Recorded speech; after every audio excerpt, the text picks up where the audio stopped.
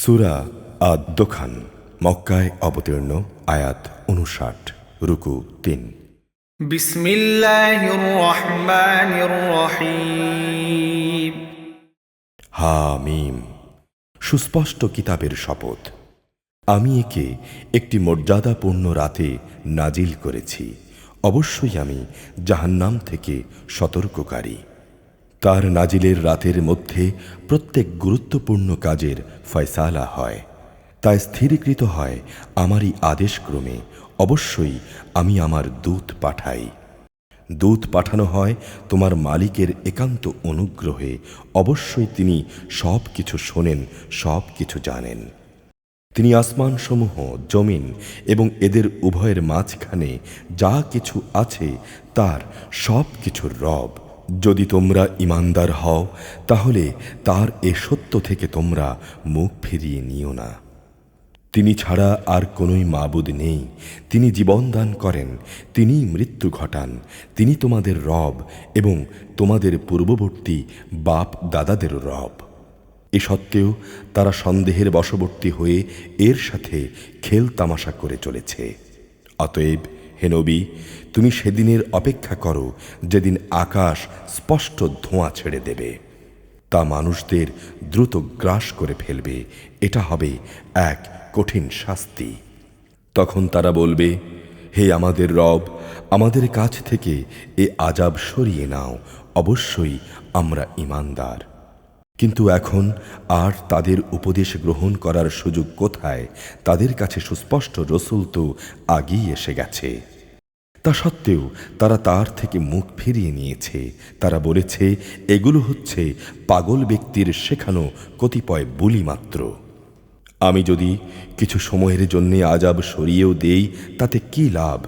তোমরা তো নিঃসন্দেহে আবারও তাই করবে। একদিন আমি কঠোরভাবে এদের পাকড়াও করব। সেদিন আমি পুরোপুরি প্রতিশোধ নেব। এদের আগে আমি ফেরাউনের জাতিকে পরীক্ষা করেছি। তাদের কাছে আমার একজন সম্মানিত রসূল মুসা এসেছিল। মুসা ফেরাউনদের বলল, আল্লাহ তাআলার এই বান্দাদের তোমরা আমার কাছে দিয়ে দাও। অবশ্যই আমি হচ্ছি তোমাদের জন্যে একজন বিশ্বস্ত নবী। তোমরা আল্লাহ তাআলার সাথে বিদ্রোহ করো না। অবশ্যই আমি নবুয়াতের সুস্পষ্ট প্রমাণ নিয়ে তোমাদের কাছে এসেছি। তোমরা যাতে আমাকে পাথর মেরে হত্যা করতে না পারো সেজন্য আমি আমার মালিক ও তোমাদের মালিকের কাছে আগেই পানাহ চেয়ে নিয়েছি। যদি তোমরা আমার উপর ঈমান না আনো তাহলে তোমরা আমার কাছ থেকে দূরে থাকো। অতঃপর সে তার মালিকের কাছে দোয়া করল, হে আমার রব, এরা হচ্ছে একটি নাফরমান জাতি। তুমি আমাকে এদের কাছ থেকে মুক্তি দাও। আমি বললাম, তুমি আমার বান্দাদের সাথে করে রাতে রাতেই এই জনপদ থেকে বেরিয়ে পড়ো। সাবধান থেকো, ফেরাউনের পক্ষ থেকে কিন্তু তোমাদের পশ্চাদ্ধাবন করা হবে। সমুদ্রকে শান্ত রেখে তুমি পার হয়ে যেও। নিঃসন্দেহে তারা হবে সমুদ্রে নিমজ্জিত বাহিনী। যাবার সময় ওরা নিজেদের পেছনে কত উদ্যান, কত ঝর্ণা ফেলে গেছে কত ক্ষেতের ফসল, কত সুরম্য প্রাসাদ, কত বিলাস সামগ্রী, যাতে ওরা সব সময় নিমগ্ন থাকত। এভাবেই আমি আরেক জাতিকে এসব কিছুর উত্তরাধিকারী বানিয়ে দিলাম। এই ঘটনায় ওদের উপর না আসমান কোনো রকম কান্নাকাটি করল, না জমিন কাঁদল। আযাব আসার পর তাদের তো কোনো অবকাশই দেয়া হলো না। আমি অবশ্যই বনী ইসরাইলদের অপমানজনক শাস্তি থেকে উদ্ধার করেছি ফেরাউন ও তার গোলামের শৃঙ্খল থেকে। অবশ্যই সে ছিল সীমালঙ্ঘনকারীদের মধ্যে শীর্ষস্থানীয় ব্যক্তি। অবশ্যই আমি জ্ঞানের উপর তাদের জাতি বনী ইসরাইলদের দুনিয়ার উপর শ্রেষ্ঠত্ব দান করেছি। আমি তাদের এমন কতিপয় নিদর্শন দিয়েছি যাতে তাদের জন্যে সুস্পষ্ট পরীক্ষা নিহিত ছিল। অবশ্যই এ মূর্খ লোকেরা বলতো, এটা হচ্ছে আমাদের প্রথম মৃত্যু, আমরা আর কখনো পুনরুত্থিত হব না। তারা আরও বলতো, তোমরা যদি পুনরুত্থান সম্পর্কে সত্যবাদী হও তাহলে আমাদের বাপ দাদাদের কবর থেকে উঠিয়ে নিয়ে এসো। শক্তি সামর্থ্যের দিক থেকে কি তারা বড়, না তুব্বা জাতি ও তাদের আগে যারা ছিল তারা বড়? আমি তাদের মতো শক্তিশালীদেরও ধ্বংস করে দিয়েছি, কেননা তারা ছিল নাফরমান জাতি। আমি আসমান সমূহ, জমিন এবং এদের উভয়ের মাঝখানে যা কিছু আছে তার কোনোটাই খেল তামাশাচ্ছলে পয়দা করিনি।